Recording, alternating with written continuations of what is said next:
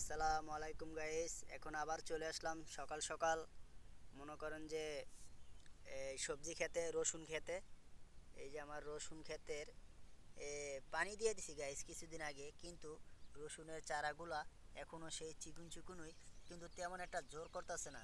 এখানে আমি ব্যবহার করছি ইউরিয়া সার, টিএসপি, ড্যাপ সার, এরপরে পটাশ, এরপরে মনে করেন যে এখানে আরও ভিটামিন ব্যবহার করেছি। তারপরে মনে করেন যে গাছ নিচে পোকা যাতে না কাটে তাই জন্য পোকার ওষুধও অনেক ব্যবহার করছি। তারপরে মনে করেন যে এখানে হাইলে পোকার ওষুধও ব্যবহার করছি। পানি দেওয়ার সাথে সাথে গাইস আমরা এখানে ইউরিয়া সারটা ব্যবহার করছিলাম। গত দুদিন আগে পানি দিছিলাম। এখন গাছের কন্ডিশনটা তেমন একটা দেখতে পারতাছি না গাইস।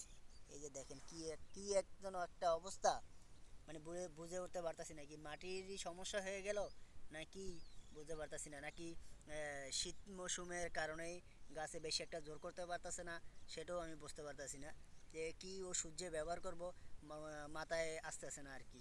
আপনারা সবাই কমেন্টে জানান, এমন ভিডিওটি বেশি বেশি করে শেয়ার করে দিন।